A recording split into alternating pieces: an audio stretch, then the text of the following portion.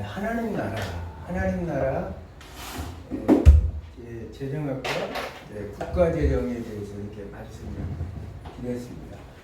우리가 다시 한번 다 잊어버릴 것 같고 또 오랫동안 이제 리바이벌에서 생각이 날 수 있도록 다시 한번 정리하면서 오늘은 이제 교회 재정학이죠. 교회 재정학인데 한번 정리해 보겠습니다. 자, 하나님 나라는 하나님께서 창조하신 모든 세계가 하나님 나라다. 왜 그러냐면 하나님 나라는 물론 공간적인 의미에서도 하겠지만 성경에서 말하는 하나님 나라 의미는 통치적 의미다. 이렇게 하나님의 주권과 통치다. 그래서 하나님의 나라. 여기에서 이제 모든 만물을 하나님께서 통치하시고 관리하시는 대신에 인간에게 통치임을 헌법 조항까지 제가 이렇게 하면서 이렇게 말씀을 드렸는데 지난 시간에 우리 모든 인간들에게 위임한 사항이다. 하나님 나라를 통치를 이제 이것을 재정 위임이라고 만물을 이 재정 위임 속에는 자연도 들어가고 당연하게 사람도 들어간다. 왜? 얘기했죠? 사람도 물질이기 때문에 소마라고 했죠? 헬라어로 소마 물질이기 때문에 하나님께서 이 모든 것들을 아울러서 잘 관리하고 통치하는 것이 하나님 나라의 재정학이다. 그러면서 이건 넓은 의미의 하나님 나라 재정학이고 일반적 의미의 하나님 나라는 이제 국가와 교회가 있다. 국가와 교회. 국가 재정과 교회 재정. 국가 재정이라는 것은 일반적으로 이제 국민들의 재산권을 보호하고 생명을 보호하고 사회 질서의 안정을 유지하는 것이 이제 쉽게 말해서 국가 재정이라 한다면 교회는 영적인 이제 하나님 나라 영적인 일을 잘 관리하기 위해서 특수 경제 활동을 하는 것을 교회 재정이라고 이렇게 말씀을 드렸습니다. 그래서 이 국가와 교회라는 것은 분리될 수 있는 상태가 아니고 늘 개별적이지만 그 질서와 조화 속에서 서로 의존적 관계라는 사실을 이렇게 우리가 알 수가 있습니다. 국가에도 어차피 여기에는 신자들과 불신자들이 있어요. 여러 번 얘기했지만 교회 안에도 알곡과 가라지가 있어요. 가라지. 교회 안에도 알곡과 가라지 있어요. 목사님이라고 해서 천국 간다는 보장이 없어요. 왜? 하나님의 뜻대로 행해야 되는데 내가 교회를 20년, 30년 다녔어도 하나님의 말씀의 뜻대로 행하지 않으면 그건 하나님께서 과연 우리가 저 영원한 새하늘 새 땅에 갈 수 있을까?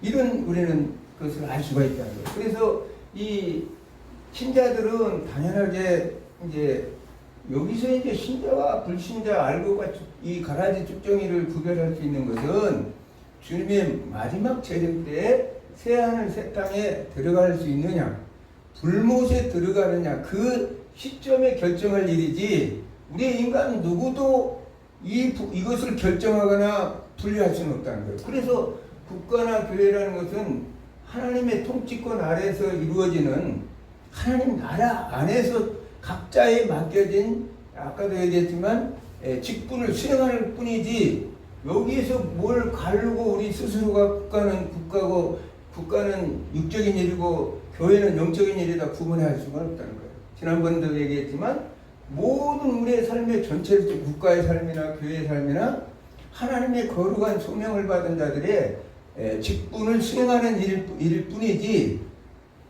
그것이 어떻게 우리가 구별할 수 있는 건 아니야. 왜?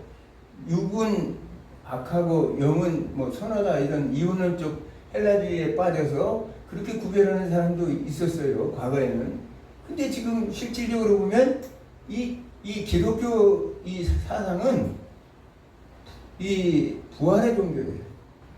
그래서 우리 육이 부활되지 않으면 아무 의미가 없는 거예요. 그래서 영과 육은 항상 통일적인 관계 속에서 같이 가는 것이지. 우리가 비록 우리가 지금은 죽는다 할지라도 우리 이 낙원에 가서 잠시 우리는 있지만 결국은 예수님의 재림시의 심판 때는 영육이 부활해서 영과 육이 부활해서 새하늘 새 땅에 가는 것이지 영만 뭐 살아서 영원한 나라 영원한 세계 속에 산다. 사도 바울 목사님 말씀대로 아니 부활이 없으면은 우리의 전하는 복음도 아무 의미가 없다고 말하는 거예요. 왜? 우리의 육이 그만큼 중요하다는 거예요. 그래서 하나님은 하나님이 있을 새하늘과 새 땅, 새 질서 속에 이루어질 나라는 영과 육이 부활되어 있는 그런 아름다운 나라를 말하는 것이지 영적인 것만 우월하고 육적인 건 열등하다는 것은 전혀 그건 잘못된 선배들의 그 잘못된 사고 속에서 가르쳤던 사상이었지 않나, 기독교 사상이었지 않나 이런 생각을 가지고 옵니다. 그러므로 인해서 여기 가서 이제 마지막 심판 때 이 불신자들 가라지들은 어디로 가느냐? 불못으로 들어가는 거예요. 불못. 여기에서 판가름이 나는 것이지 그 전에는 우리는 누구나 하나님만이 할 수 있는 일이고 이 부분에는 우리는 다 부모요, 형제요, 이웃이요, 친구고 다 그런 관계 속에서 있는 존재들이라는 사실. 이것을 이제 우리가 이 마인드를 꽉 가지고 있어야 내 개인보다도 국가나 사회 주변의 모든 것까지도 다 아울러서 생각할 수 있는 그런 믿음의 존재가 되는 거예요. 진정한 그것이 신앙인의 삶이라는 거예요. 그래서 칼빈 같은 경우에는 교회는 국가의 양심이다 이렇게 말해요. 교회는 국가의 양심이라는 거예요. 원래 그렇게 해야 맞아요, 사실은. 그리고 국가는 뭐냐? 사회에서 교회의 후원자이다. 어떤 것이 열등하고 뭘 소속되고 종속되고 지배되고 이런 관계가 아니라 요즘 보는 목사님들 보니까 교회는 국가의 종속관계다. 지배관계고 국가는 이렇게 해서 크게 해서 꼭 요한계시록 우리 공부했지만 13장 11절 이하에 나오는 이 땅에서 올라온 짐승들처럼 아부는 세상 사람들 눈치 보고 인기에 해서 사람의 눈치를 보고 그 여론을 따라서 움직이는 사람들이었어요. 하나님 나라는 여론을 움직이는 나라가 아닌데도 진리의 말씀, 국가의 통치는 뭐예요? 국가 통치는 뭐라 하냐면 법으로 해요. 이건 공동체이기 때문에. 국가도 공동체, 교회도 공동체이기 때문에 법으로 했기 때문에 법이 있어요. 헌법, 민법, 상법,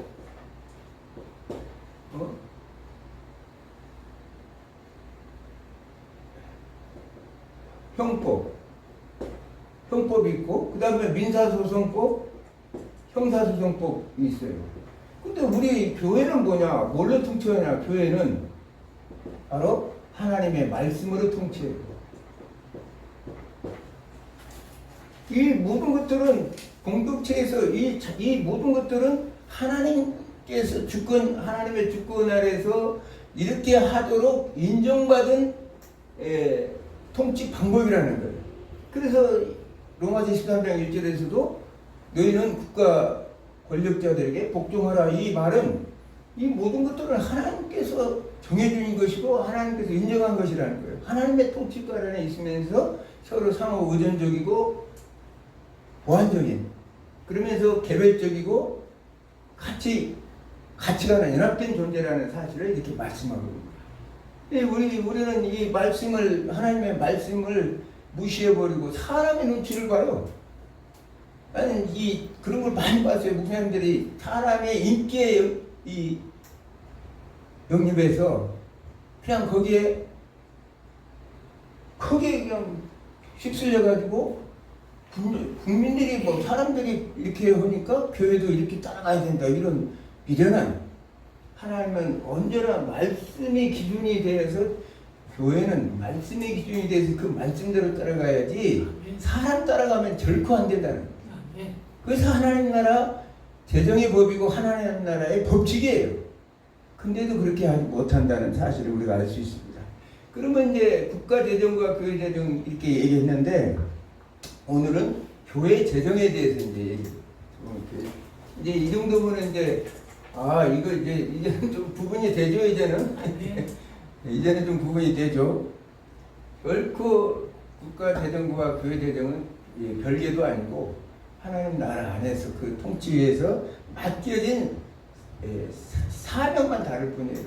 옛날 구약에서도 우리가 왕들은 어떻게 했어요? 국민의 재산권을 보호하고 또 전쟁 나가면 제일 앞장서서 나가서 싸우는 사람이 왕이었어요. 그러나 그 시대에도 제사장과 당연하게 구별되어 있었죠.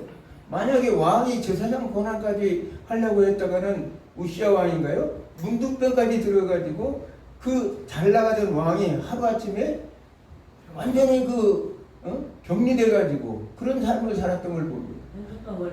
예, 그렇기 때문에 교회와 말하자면 국가와는 구별되어 있는 것이 감히 이렇게 국가가 교회의 모든 것들을 간섭할 수는 없어요. 단지 우리 교회 구성원들은 국가의 국민의 한 사람이기 때문에 국민의 맡겨진 또 의무를 다 잘 수행하고 이행해야 된다. 국가 권력에 복종해야 되는 것이지 개개인이 그렇다는 것이지 교회 자체가 국가의 권력에 복종하는 것은 아니라는 거예요. 이제 이해가 가셨죠? 네.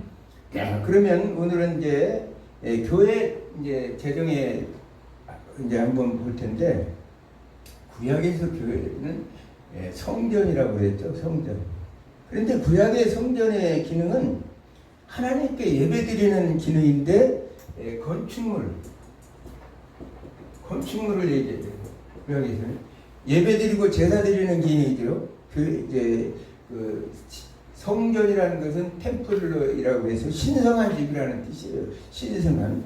그래서 그곳에는 여호와 이름, 하나님의 이름을 그곳에 두신다. 이전에 내 이름을 두고 이렇게 하나님의 이름을 여기다 둔다고 말씀하셨어요. 그러면서 이제 이 구약의 제사는 뭐냐? 죽은 제물을 가지고 드렸어요.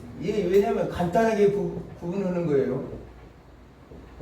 짐승이 피를 드렸기 때문에 죽어서 피를 흘려서 제사를 드렸고, 신약에 와서 교회는 교회는 뭐예요?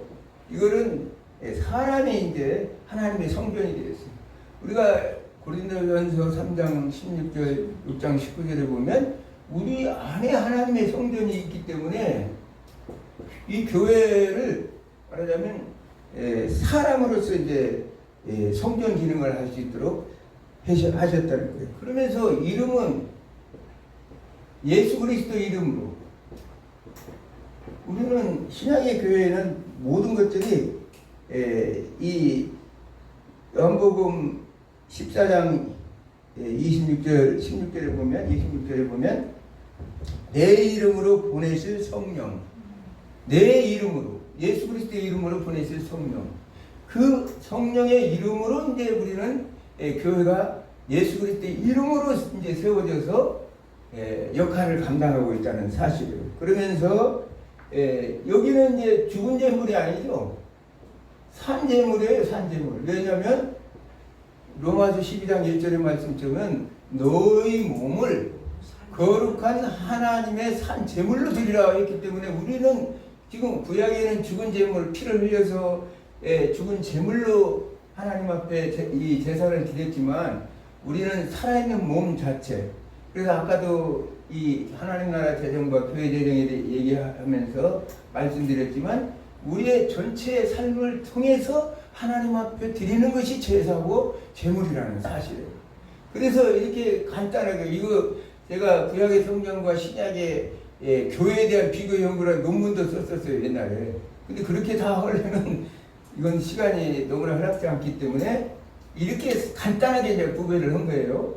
성전과 교회의 구별을 이렇게. 이건 건축물이지만 이건 사람이다. 오늘날 걸어다니는 성전이라고 그랬잖아요.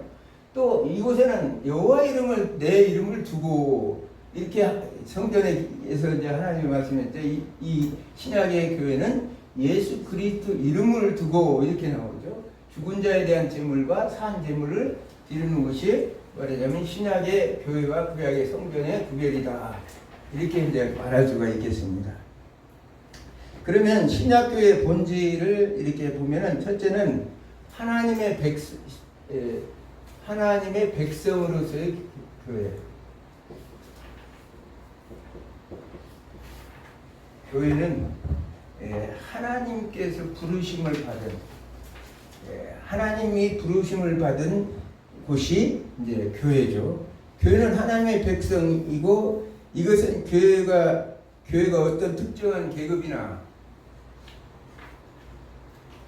신분을 용납할 수 있는 곳이 아니라 모든 것들을 포괄하고 있는 하나님의 백성들의 모임이 말하자면 교회라는 거예요. 그래서 교회는 신분이나 계급이 있을 수가 없어요. 로마 가톨릭처럼 그냥 신분과 계급을 둬가지고 차별을 할 수 있는 것이 아니에요.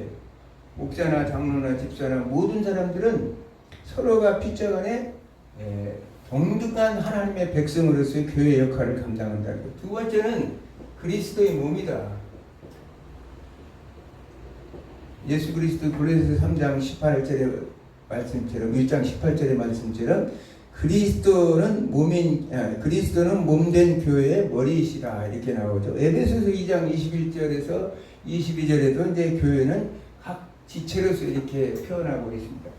교회는 그리스도의 몸이기 때문에 머리 대신 우리 주님을 통해서 각 모든 이 교회 성도들은 지체로서의 역할을 감당한다는 사실을 말하고 있습니다. 그러면서 이제 세 번째는 성령의 전이다.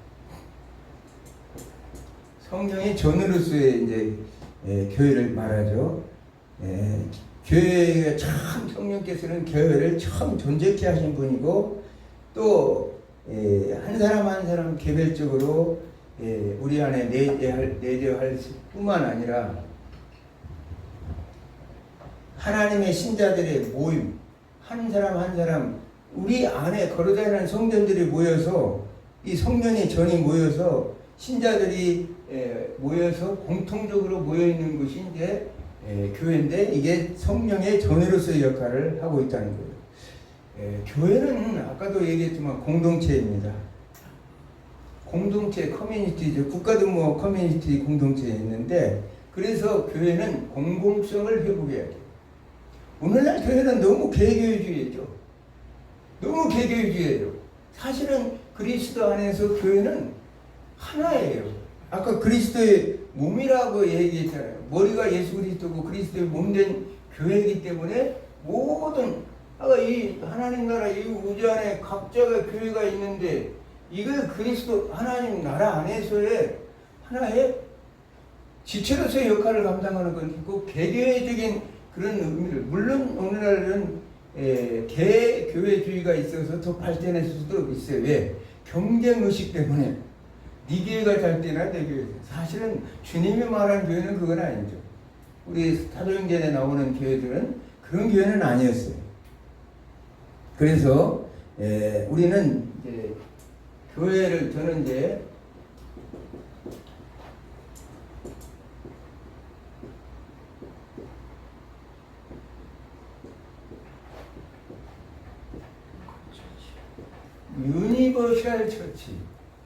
유니버셜 처치라고 그래서 교회를 우주교회, 보편적 교회라고 성경은 말하고 있어요. 물론 로컬 처치라는 것은 개교인들 이제 지역교회를 말하는 거죠. 우리 이렇게 이 지역교회들이 모여서 유니버셜 처치를 말하는 거예요. 제가 지구촌 중앙교회 이름을 쓴 것이 유니버셜 처치의 개념을 생각해서 지구촌 중앙교회. 이동호 목사가 지구촌 교회로 이름을 처음에 냈었는데 하도 전화를 많이 와서 그 교회냐고 해서 갔다가 중앙을 넣었어요. 지구촌 중앙교회. 그 중앙을 넣은 것은 뭐냐? 바로 새 에덴 동산이라는 뜻으로 지구촌 중앙교회라고 썼어요. 왜냐하면 앞으로 어차피 교회는 새 에덴으로 가는 것이기 때문에 그냥 아무 이름을 진 게 아니라 유니버셜 처치의 개념으로 했다는 거예요. 너무 교회가 경쟁이 심하고 너무 서로 간에 이 교회 저 교회를 너무나 구별하기 때문에 그런 의미에서 또 다른 교파 싸움도 너무 심하고 그래서 유니버셜 처치 개념으로 이제 지구촌 중앙교회라고 썼습니다. 교회는 이제 그런 의미 속에서 이제 모든 것들을 내포하고 있다는 사실을 성경은 말하고 있습니다. 교회는 하나의 에클레시아라는 뜻으로서 모임 또는 회중이었다. 그러므로 교회를 정의한다면 교회는 그리스도 예수 안에서 거룩하여진 성도라고 부르심을 입은 자들과 성도. 교회는 성도들의 모임이죠. 성도. 거룩할 성자. 성도. 또 각처에서 우리의 주 곧 저희와 우리의 주 대신 예수 그리스도의 이름을 부르는 자. 성도이며 예수 그리스도의 이름을 부르는 자.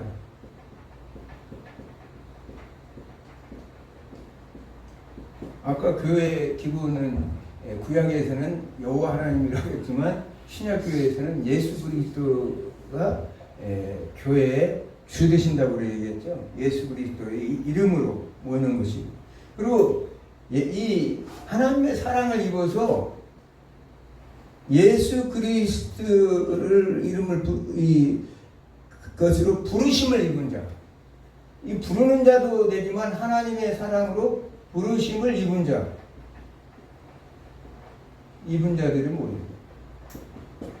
예수 그리스도로 입은 이름을 고백하는, 신앙을 고백하는 공동체이면서 우리는 하나님으로부터 부르심을 입은 콜링한 그 성도들의 모임이 바로 교회라는 거예요. 교회는 단순히 부르심을 입은 무리들이라기보다는 세상으로부터 하나님의 부르심을 입었고, 부르심도 그냥 된 게 아니라 세상으로부터 구별해서, 카도시라고 그러죠. 구별하다, 거룩이라는 뜻으로 히브리어 단어는 부르심을 입은 자들의 모임이 교회인데, 세상으로부터 이제 부르심을 입었고 거기에 특별한 사명을 부여받았다는 거예요. 그냥 교회에 나와서 그냥 한 것이 아니라 하나님의 특별한 사명을 부여받았는데, 그 사명을 부여받아서 이제는 사명을 위해 세상을 향하여 보내어져야 하는 사람들의 또 모임이 교회라는 거예요.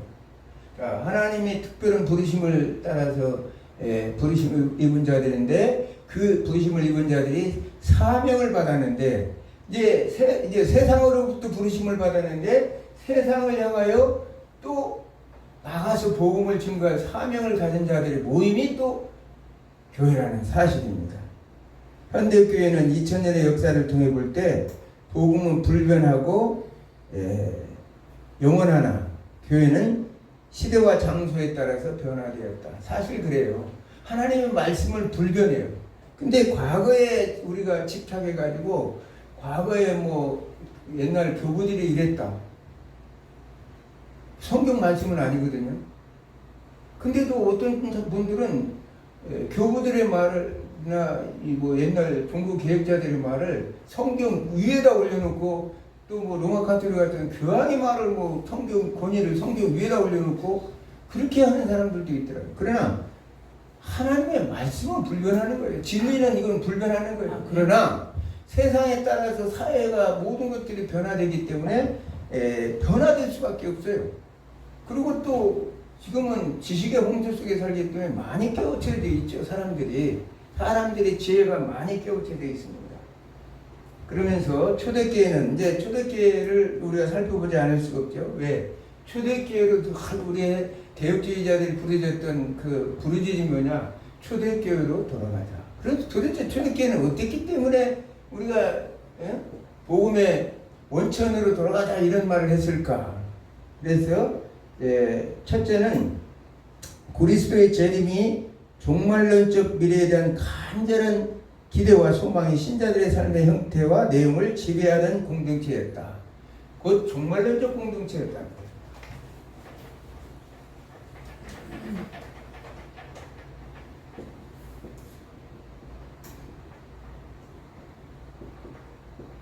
초대교회는 종말론적 공동체. 왜 종말이냐? 예수님께서 그냥 우리가 이 마태복음 16장에서도 얘기했지만 내가 곧 왕권을 가지고 올 것이다. 마가복음 9장, 누가복음 9장에도 내가 권능을 가지고 오고 하나님 나라가 임하는 것을 너희들이 볼 것이다 이렇게 얘기했어요. 그래서 그 사람들의 기대 속에는 엄청난 핍박과 고난을 받을 때이기 때문에 당연하게 예수님께서 재림해서 빨리 종말의 시대가 오기를 기다렸겠죠. 그래서 그 당시에 그 힘든 과정 속에서 초대교회 성도들의 삶은 종말론적 공동체의 삶입니다. 오늘날도 마찬가지야. 오늘날도 변하지 않은 건 똑같아요. 예수님이 아직 재림에 서시지 않았기 때문에 이 원리는 똑같아요. 우리는 예수님이 곧 재림한다는 그런 마음으로 정신을 가지고 살아야지, 그냥 언제 오실지도 모르고 뭐 앞으로 천년에 또 올지도 모르고 뭐 이런, 벌써 그 마음과 중심과 자세가 완전히 달라진다. 그렇기 때문에 우리의 삶은 초대교회나 지금이나 똑같은 종말론적 공동체의 삶을 살아야 돼요. 주님의 재림을 소망하고 기대하는 삶을 살아야 돼요. 그런데도 전혀 관심이 없어요. 오로지 내 주변의 삶의 모든 것에만 취해 있어요. 도취되어 있어. 그리고 두 번째는 가진 자의 소유를 포기한 분배적 공동체이다. 분배적 공동체.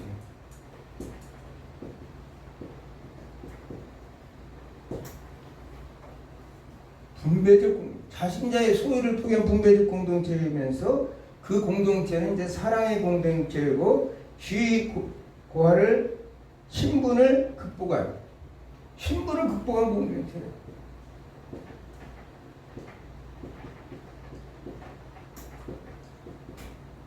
사랑의 공동체죠, 이게. 왜 이게 이렇게 해야 되느냐를 보냐면, 정말 교회, 당연히 교회라면 이렇게 해야 돼. 근데 지금은 교회에도 계급이 생겼어요. 이제 조금 이따 얘기하겠지만 제도교회가 되면서 교회에도 계급이 생겨요. 자, 사도행전 한번 읽어보겠습니다. 오늘 사도행전 2장 43절에서 47절. 사도행전 2장 같이 동시에 읽겠습니다. 사도행전 2장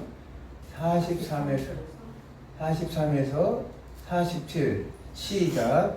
사람마다 두려워하는데 사도들로 말미암아 기사와 표적이 많이 나타나니 믿는 사람이 다 함께 있어 모든 물건을 서로 통용하고 또 재산과 소유를 팔아 각 사람의 필요를 따라 나눠주며 날마다 마음을 같이하여 성전에 모이기를 힘쓰고 집에서 떡을 떼며 기쁨과 순전한 마음으로 음식을 먹고 하나님을 찬미하며 또 온 백성에게 칭송을 받으니 주께서 구원받는 사람을 날마다 더하게 하시니라.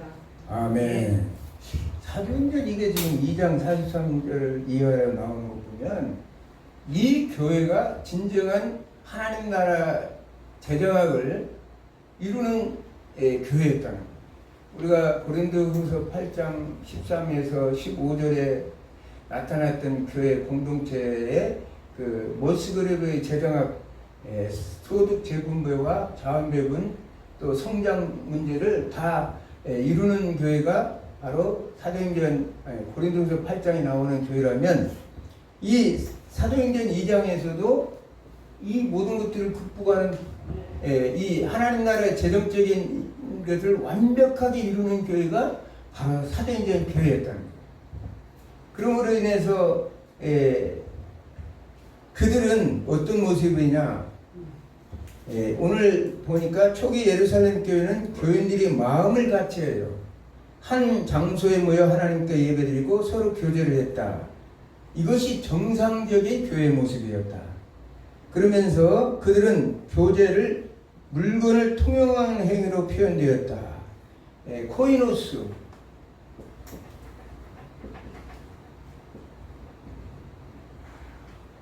이게 통용이라는 거예요. 통용. 공동이, 공통이 이런 뜻인데, 이 코이노스가 이제 물건을 통용하는 행위예요. 그래서 이제 이 말은 뭐냐? 그들은 자신의 물건에 대해 소유권을 주장하지 않았다. 우리가 너무나 잘 아는 공유경제라는 말이 있었죠. 하버드 2008년에 법대 로렌스 레시 교수가 이제 그 공유경제를 말을 해서 한동안 이 공유경제가 세계에 굉장히 많은 그 파장을 일으켰고, 이 역사를 많이 일으켰던 걸 봅니다. 이 뭐냐면은 자기 소유권을 주장하지 않고 물건을 대여 개념, 차용 개념으로 사용하자, 이런 거죠. 그러니까 이제 과거에 교회 할 때도 예를 들어서 우리 주차장, 교회 주차장이 여유가 있으니까 이웃 교회에서 이제 노예를 한다는데 목사님들 와서 주차장을 좀 빌려달라고 하면 마음 놓고 쓰시라고 와서 이제 노예 그 이웃 교회에서 와서 하고 또 끝나고 나면 이제 그 목사님하고 우리 같은 교단은 아니지만 식사교제도 하면서 이게 바로 이제 오늘 물건을 통용하고 공유 경제라는 거예요. 제가 지금 이렇게 말씀을 전하는 이 자체 이게 지식을 공유하는 것이기 때문에 이게 바로 또 물건을 통용하는 것과 똑같은 초대교회의 모습과 똑같은 거예요. 이 원천이 어디냐? 하나님께서는 계시를 공유하는 분이라고 수없이 제가 가르쳤죠. 연기서 볼 때 삼위일체라는 의미가 뭐냐면 동일본질이라고 그러는데 이 뭐냐? 계시를 공유하시는 분이거든요. 하나님의 일을 아들이 알고 성령 하나님이 아는. 우리가 고린도 전서 2장 그 10절에 보면 성령께서는 모든 것을 다 통달하신다고 말이죠. 아버지의 깊은 것까지도 통달. 왜냐하면 이게 계시의 공유이기 때문에. 이 공유의 성질은 어디서부터 왔느냐? 바로 하나님으로부터 왔다는 거예요. 이게 하나님으로부터 출발해서 오늘날 교회를 통해서 또 세상 모든 국가 또 사회도 이런 통용하는 그런 마음으로 하면 아까 얘기했죠. 사랑의 공동체이고 신분을 극복하는 공동체였다는 사실이에요.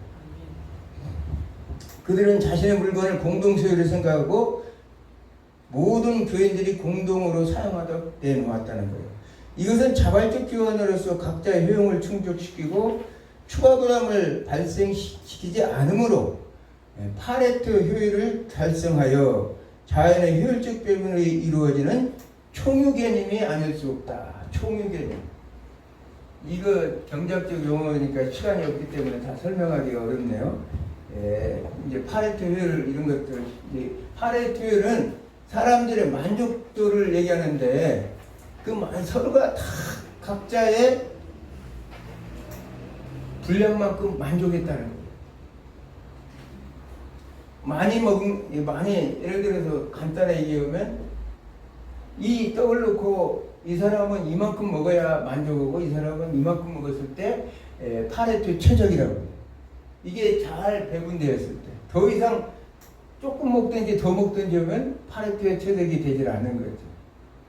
그걸 이제 파레토형이라고 그러는데 어찌되었든 여기서는 총유는 뭐냐?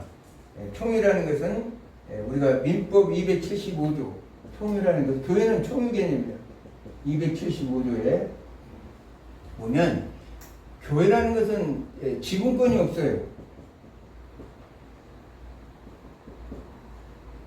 자기 각자 지분권이 없어요. 그렇기 때문에 처분권도 없어요. 교회는 공동소유이기 때문에. 근데 이 민법에 나오는 이 공유개념, 민법 264조에 나오는 공유업은 또 틀리죠. 여러분들의 등기의 공동소유 264. 그거 공유개념은 또 틀립니다. 공동 등기하는 거. 그거는 소유권이 확실히 구분되잖아요. 당신 지분 얼마, 나는 얼마. 그렇지만 교회는 그런 지분권이 없다는 거예요. 지분권이 없으니까 처분권도 없어요.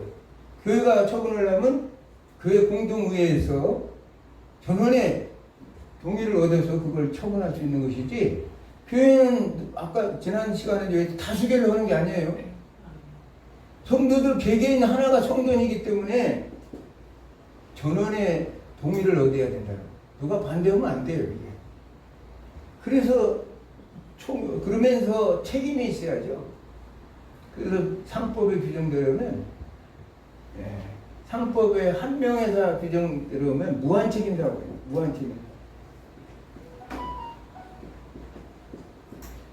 그 교회라는 것은 무한 책임 사원으로서의 역할도. 왜냐하면 교회가 예를 들어서 어떤 어려운 문제가 있다면 교회 공동체 구성원 모두가 다 합쳐서 책임을 져야 된다. 근데 지금은 어떻게 된 것인지 교회가 목사님이 굽는지 뭔지도 몰라. 옛날 어르신들 얘기 들어보면 일제시대인가 뭐 아무튼 목사님 드릴 밥이 없다 보니까 양조장에 술찌개인가 뭐 그걸 술찌개 그걸 갖다 드려가지고 목사님이 항상 그거 잡수셔가지고 흔들흔들하고 다니시더라고요. 우리 동네도 양조장에 있어서 제가 또 먹어본 적 있어요. 그거 먹고 나면 취합니다 확실히. 그 정도로 그래도 책임을 지고 아 우리 목사님 밥 굶으니까 저 양조장 술찌개라도 갖다 드려야지. 아 그러는 거 그게 무한책임 자원이에요. 그게 뭐 거창하게 상법의 무한책임 자원이라니까 뭐 대단한 걸로 그게 바로 무한책임. 교회가 어려운 일 있으면 내가 어떻게 해서라도 교회에 도울 수 있는 것이 뭔가 그걸 생각을 해 무한책임 자원. 왜? 모든 것들은 하나님의 것이고 하나님으로부터 나왔기 때문이다. 아멘. 그리고 한 걸음 더 나가서 교회는 교회는 구제로 표현되었다. 그들은 자신들의 재산과 소유를 팔아 각 사람의 필요에 나눠줬다. 재산과 물질에 여유 있는 자들이 자발적으로 가난한 자들에게 이전 지출을 통해서 구제하고 선을 나타내는 것이었다. 여기서 46절에 나오죠. 46절. 재산과 소유를 팔아 각 사람 필요에 따라 나눠줍니다. 그러면 초대교회가 그렇게 부자였을까요? 그렇진 않아요. 여기서 말하는 표현은 그 당시에 초대교회는 정말 힘들고 어려운 가난한 사람이 대부분이었어요. 그런데 그 가난한 중에서 이 콩한 조각도 쪼개서 나눠 먹는다는 그런 기분으로 옛날 우리가 그랬잖아요. 우리 어렸을 때 동네에서 닭 한 마리만 잡아도 그거 국물 고기 몇 덩어리 넣고 온통 국물 한 술 끓여가지고 다 나눠 먹고 그랬잖아요. 그 가난한 시절에 이게 바로 이제 바로 소득 재분배고 자원배분 효율적인 배분이고 그랬다는 거예요. 아까 얘기했죠.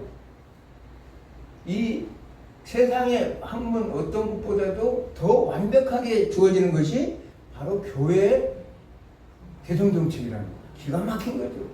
이 모든 것은 지난번 시간에 좀 하나님 말씀 안에서 다 들어있고 모든 지식과 지혜의 보고는 바로 성경이라는 사실이에요.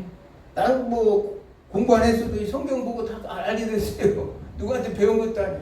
성령께서 지혜를 여기 있구나. 완벽해요. 아까 로렌스 레시 교수도 어떻게 알았겠어요? 성경 보고 자기도 거기서 지혜를 깨달았겠지. 모시그레이브도 그렇겠고. 그 사람들 그러나 국가 지방단체 등의 재정은 조세라는 강제 징수를 통해서 분배 문제의 불평등을 해결하고 조세를 지원으로 하는 재정정책과 금융정책을 통해 분배 문제를 해결하려고 한다. 이것이 교회의 재정과 차이죠. 우리 하나님의 나라의 재정은 이렇게 자발적으로 성도들이 서로 그 자신의 것을 내놓고 또 공유하고 이렇게 하는데 국가라는 건 그게 안 되죠. 국가 재정. 왜냐하면 강제적인 조사라는 것을 통해서 재정정책이라는 것은 재정정책은 조사를 통해서 이루는 정책이고 금융정책은 이자를 통해서 이제 이루는 정책이 금융정책이에요. 내가 그 설명 이제 안 드렸는데 재정정책과 금융정책을 통해서 이제 시장의 실패나 여러 가지 자원배분에 왜곡된 것들을 시정하는 것이 바로 이제 국가 이 재정이라는 사실이에요. 그러면서 마지막으로 초대 예루살렘 교회는 온 백성들에게 칭송을 받고 주께서 구원하는 사람들의 수를 날마다 더하게 하셨다. 47절에 나오죠. 이를 통해 볼 때 하나님의 백성이 죄를 지으면 주위 사람들은 그들을 욕하고 그들의 섬기는 하나님도 욕하게 될 것이다. 그렇죠? 죄를 지으면 그래요. 교회 다니는 것들이. 당연히 그런 욕을 하죠. 그러나 그들이 경건하게 하나님을 섬기고 서로 사랑하며 가난한 형제들을 돌아보고 구제하는 것을 보고 사람들은 그들을 칭찬하고 그들이 하나님을 칭송하게 될 것이다. 당연한 거예요. 그래서 예루살렘 교회는 주위 사람들에게 그들의 행실을 통해서 하나님을 증거하는 계기가 되었고 예루살렘 교회는 양적 질적으로 성장하는 교회가 됐다. 그렇게 지난번에 머스베레루가 경제 안정과 성장에 대해서 하는데 트레이드 오브 필립스 곡선을 통해서 얘기했죠. 트레이드 오브 경제다. 물가와 실업률의 관계. 왜냐하면 그 안에는 욕심, 죄가 들어갔기 때문에 완전 고용 상태가 이루어지지 않기 때문에 그런 문제가 있는데 교회는 가만히 보니까 저절로 사람들이 성장하지 말라고도 막 주변에서 잘 와, 교회 성도들이 저렇더라. 예수 믿는 사람들이 저렇더라. 그래가지고 막 사람들이 수가 막 교회가 막 들어오지 못하게 막 표를 주더라도 막 필요 없어 그냥 새벽부터 막 예배 시간 몇 시간 전부터 나와서 줄을 서게 돼 있는 거예요. 그랬다는 거예요. 그것이 오늘날 하나님 나라 재정과 하나님 나라 교회의 원형이에요. 이게 진정한 세상에서는 그걸 달성해 보려고 아무리 물론 이루는 그렇지만 달성이 안 되는 원인은 뭐냐? 완전 고용과 완전 경쟁 시장을 만들어내지 못하는 이유는 욕심 때문에, 죄 때문에 그러거든요. 내가 하나 더 먹으려고 하는 바람에 남의 경제적 이익을 해치다 보니까 그런 문제가 되는 거예요. 하나님 나라 재정은 절대 그렇지 않다는 거예요. 이렇게 해서 서로가 신분도 극복하고 사랑의 공동체다 보니까 사람들에서도 저절로 성장하고 늘어났다는 사실을 성경은 말하고 있습니다. 이를 통해 볼 때 예수님을 주로 고백하는 교회 공동체는 효율적인 자원 배분과 공평한 소득 분배와 안정적 성장이라는 재정의 기능을 달성할 수 있는 것이라고 하였다. 그 이유는 모든 물질이 소유권은 하나님께 있고, 이해가 가죠? 왜냐하면 우리가 그게 할 수 있는 것은 이 모든 물질의 소유권은 하나님께 있고 우리는 청직이라는 의식을 가지고 있기 때문에 그래요. 그런데 교회 공동체의 구성원은 하나님의 권속이요 형제이기 때문에 아델포스라고 그랬죠. 형제 아델포스 헬라어로 아델포스 형제이기 때문에 영계시록 1장 9절에 보니까 형제는 어떤 자냐? 환난과 나라와 참음에 동참하는 자라. 이렇게 해서 아델포스. 여러 가지 환난이 있고 공부가 있고 여러 가지지만 서로 위로하고 서로 권면하고 서로 사랑으로 하나 되다 보니까 그게 이제 진정한 형제라는 거예요. 그게 이제 나라, 하나님 나라를 이루는 것이라는 거예요. 아멘. 그런데도 우리나라는 오직 그렇게 됩니까? 그렇죠. 이웃 교회 간에서 서로 뺏어가려고 사람 쟁탈쟁을 벌이고 큰 교회가 작은 교회 그 몇 명 모아놓은 다윗의 그 비유가 있죠. 그 99 중에 하나 딱 가진 사람이 하나 있는 거 그걸 뺏어다가 자기가 모여버렸던 나단 선지자의 그 말처럼 오늘 교회가 그렇다는 거예요. 그냥 목사님이 몇 명 이렇게 겨우 모여놨는데 그냥 큰 교회가 와서 야 너희들은 행정과 조직이 안 돼 있고 말씀도 시험찮으니까 우리 교회로 와라. 그렇게 다 데리고 가. 중소기업 목사님들도 말씀 괜찮은 목사님 너무나 많습니다. 예? 중소기업 목사님들도 괜찮아요. 대기업 목사님만 괜찮은 게 아니에요. 하나님의 말씀은 정말 말 그대로 진리이기 때문에 어린아이가 얘기해도 그 말씀을 전하면 진리예요.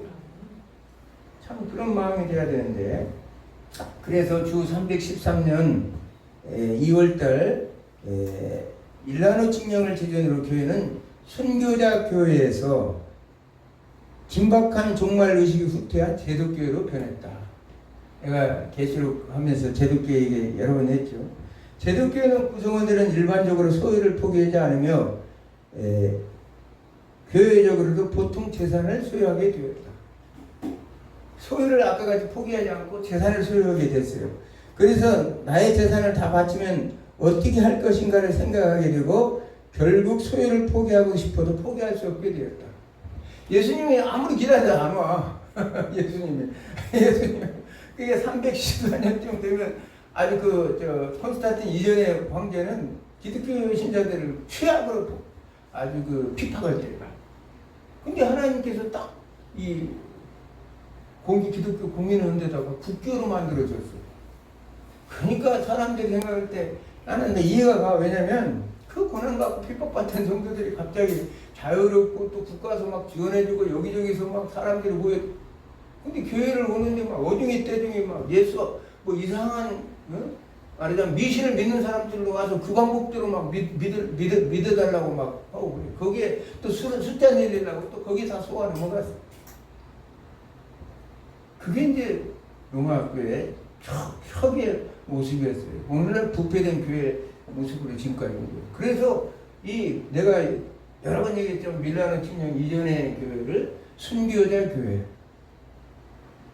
정말 진정한 종말론적 공동체였다. 오늘날도 여전히 종말론적 공동체예요. 이 하면서 점점점 교회는 타락의 길을 걷게 됩니다.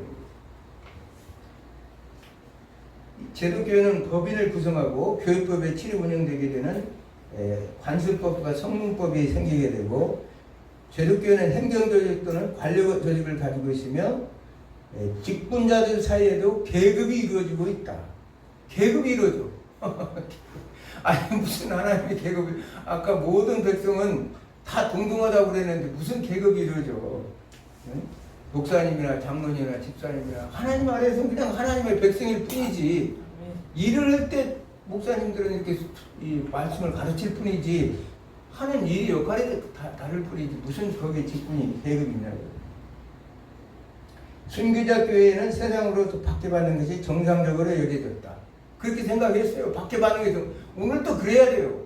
내가 계속 요즘 박해받는데 마귀 녀석들한테 내가 정말 하나님의 종인가 보다 그렇게 생각을 해요. 왜냐하면 너무나 이놈들이 나를 막 괴롭히거든. 그래서 그래도 마귀가 나는 인정해 주는구나. 하나님의 종으로 인정해. 이런 자긍심을 갖게 되더라고. 여러분들이 너무나 잘 먹고 잘 살면 내가 마귀 새끼인가? 이렇게도 한번 생각해 봐야 돼요. 예? 초대교회는 그랬다는 거예요. 제국교회 시대에는 세상의 인정을 받게 됐고 국가로부터 많은 혜택을 받게 되었다. 그리고 국가 권력의 비호를 받게 되자 국가 권력과 결탁하게 되었다. 기가 막히죠. 요즘 대형교회 목사님들 국가 권력과 결탁해서 엉뚱한 짓 많이 하고 있죠. 중소기업 목사님들이 그래도 낫다니까요. 권력이 올라지고 숫자가 늘어나면 이상한 생각을 갖게 돼요. 우리가 시간이 없어서 교회사 얘기는 이제 더 이상 하지 않겠습니다. 왜? 혹시라도 졸리면 큰일 나니까. 그래서 그 초대교회에서 제도교회, 제국교회로 넘어가면서 그랬다는 거예요. 어쩔 수 국가 결탁에 대해서 물질과 권세를 누리는 교회가 되었고 세속화 길을 걷게 되었고 부패하게 되었다. 자동적으로 부패하게 되죠. 그렇게 되면 이 타락한 교회의 경실을 부르짖는 사람들이 바로 종교 개혁자들이었다. 그러나 현대 들어와서 교회는 다시 세속화 옷을 입으면서 다시 타락의 길을 걷고 있다. 많은 사람들이 교회와 건물인 교회당을 혼동하고 있다. 그래서 유용적이고 가시적인 곳에 너무나 많은 헌금을 사용하고 있다. 이런 교회가 원래 교회는 그런 모습이 아니었는데 로마 가톨릭이 중세시대에 어마어마한 거대한 건물들을 지어놓고 오늘날 그 건물들이 형괄화돼 가지고 뼈다구만 남은 별별 사람도 없는, 아까도 교회는 거룩한 백성들의 모임의 교회인데 성도들은 없고 건물 뼈다구만 다 남아가지고 그 큰 교회가 예배도 만들어서 팔려서 거기에 뭐 술집이 생기고 교회 안에 별별 것들이 다 생긴다고 하잖아요. 그런 이상한 세상이 되어버렸다는 거예요. 우리도 지금 오늘날 너무 외형적인 것에 너무나 치중해요.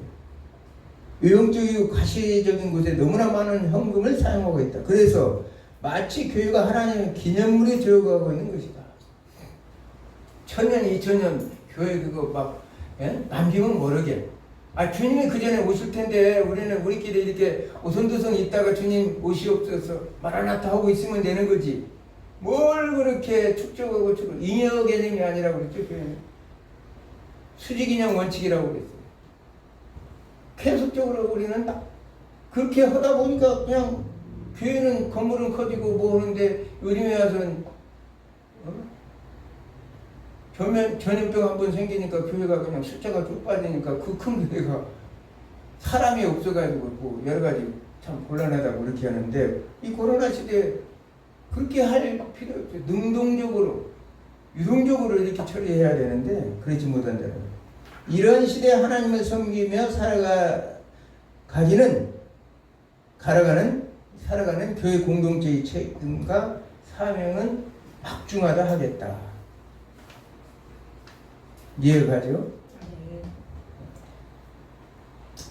오늘날 교회에서 다양한 재정 문제가 이런 것은 교회 재정을 일으키는 문제가 재무회계 원리 때문에 생각하고 취급해 하고 있다고 생각해서는 안 된다는 거예요. 왜냐하면 교회는 영리단체가 아니고 출자나 지분에 따라 이익이 분배되는 단체도 아니다. 아까 총개념이라고 그랬죠. 교회는 주님의 것이요 자생하는 단체가 아니라 하나님으로부터 세워진 교회다. 어떤 목사님들은 내가 개척해서 내가 이렇게 다 했으니까 내 것이다 이렇게 생각하는데 결코 아니라는 거예요. 교회는 하나님께서 세워주신 것이 교회예요. 교회는 교육자들이나 장로들 것도 아니요 부자나 가난자들 것도 아니다. 그러므로 교회 재산은 의도적 계획적인 이윤 동기에서 이윤 추구를 하지 않는 지분권이 없는 무음세례 교인의 총위 재산이다. 그러므로 교회 재정은 재원을 제공한 성도들의 뜻대로 운영되는 것도 아니다. 교회에 헌금 좀 했다고 장로님, 집사님들, 권사님들 교회 막 흔들흔들 거리고 자기 주장하고 그러는데 그것도 아니라는 거예요. 성경에 제시되는 내용대로 지시하는 내용대로 계시하는 내용대로 운영하는 게 교회라는 거죠. 그런 마인드를 우리 한국교회가 가져야 된다. 일반 국가 재정은 국민의 생명과 재산권을 보호하고 경제 질서 유지와 국민 경제 발전을 수행할 목적으로 경제 활동을 한다면 현대 교회는 예배와 교육, 선교, 봉사, 친교 등을 하면서 이웃을 위한 사랑과 정의와 평화의 사명을 수행하는 신앙 공동체인 것입니다. 그러므로 사회가 요구하는 기대는 커요. 이웃과 사회복지를 위한 사회 책임도 함께 져야 되는 거예요. 교회가 아까 우리끼리 앉아서 예배만 드리는 것이 아니라 교회는 이렇게 서로 비춰간에 사회적 책임도 분명히 있다는 거예요. 왜? 하나님 나라니까. 이 사회가 하나님 나라고 국가가 하나님 나라이기 때문에. 그냥 조불조불하니 교회 공동체 안에서만 끼리끼리 우물쭈물해서는 그건 하나님 나라가 아니라. 교회 재정은 그리스도를 머리로 하는 공동체를 행하여 모든 족속으로 제자를 삼아 세례를 주고 가르치는 사명을 통해 주님의 명령을 수행하고 더 나아가 내 이웃을 내 몸같이 사랑하라는 명령에 따라 십자가의 사랑을 실천 봉사하는 데 필요한 수단 획득 관리 운영하는 것이라고 할 수 있다. 교회 재정은 모든 것들을 총망라해서 이웃과 사회와 모든 것들을 아울러서 잘 돌보고 가꿀 수 있는 그런 것이 진정한 교회 재정에 책무라는 사실입니다.